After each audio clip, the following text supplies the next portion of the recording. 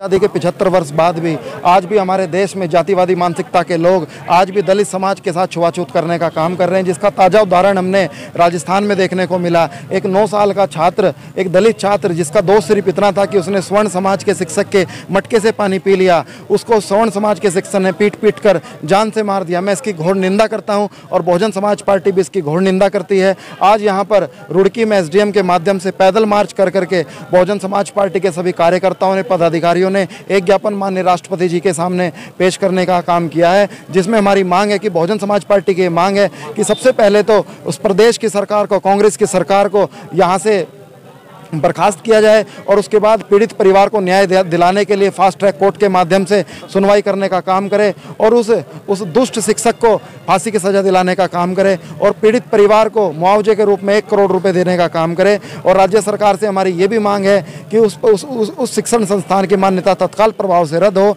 और उस छात्र के नाम से एक सरकारी शिक्षण संस्थान की स्थापना हो।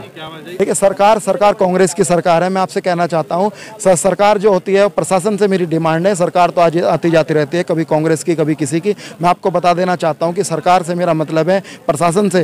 प्रशासन इस बात का ध्यान रखे कि सख्त से सख्त कार्रवाई वहां पर की जाए। केंद्र सरकार को भी एक्शन लेना चाहिए और संविधान की धारा 356 के तहत जो वहां पर संविधान का दुरुपयोग किया गया है, संविधान को अच्छे तरीके से लागू नहीं किया गया है और संविधान की धारा 356 के तहत उस सरकार को केंद्र सरकार राष्ट्रपति के माध्यम से बर्खास्त करने का काम करे।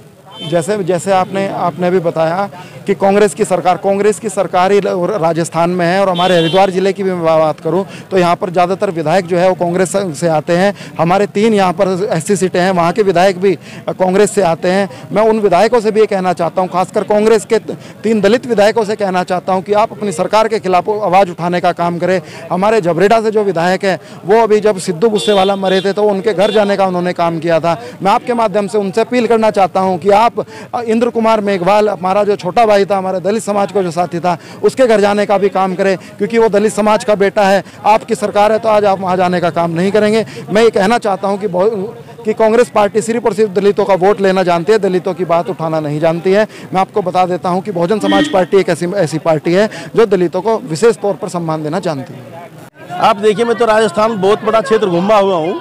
ये जो घटना हुई है, इस घटना को वहाँ हम इससे जोड़ कर नहीं चलते को पानी पीने से हुआ है। उसके जो टीचर था उसकी मानसिकता का परिचय है ये। उसने आज भी हमारे मध्य भेदभाव का एक जो पिछले हम 100 सालों से झेलते आ रहे थे उसका परिणाम दिया कि ये हम हैं और ये है। मैं तो कह रहा हूँ कि जब आप बच्चों से आप अन्न पैदा करा रहे हो, उन लोगों से आप लोग सब्जी पैदा करा रहे हो, दूध पैदा करा रहे हो और उनके हाथ का पी रहे हो, तो वो तो पियोगे। और अगर बच्चे ने पानी पी लिया तो उसके लिए ये जुल्म बरी जायते। ये से टीचर की मानसिकता का ये परिचय है कि ये लोग आज भी हमारे में वही भेदभाव मानते हैं जो हम पुराने युग में झेलते आए हैं। ऐसे लोगों को फांसी की सजा दे करके ऐसे काले का अपने ये जुल्म और ज्यादती बंद होंगी, इन्हें तुरंत फांसी की सजा दी जाए। सरकार हमें तो ये सुनने में कहते हुए भी शर्म आ रही है। सरकारों को तो तुरंत ऐसे केसों को पकड़ते हुए हमें प्रोटेस्ट की जरूरत ना पड़े, हमें धरने प्रदर्शन की जरूरत ना पड़े, उसका जो जिसने जुल्म किया उसी हिसाब से उसकी सजा तुरंत दे दी जाए।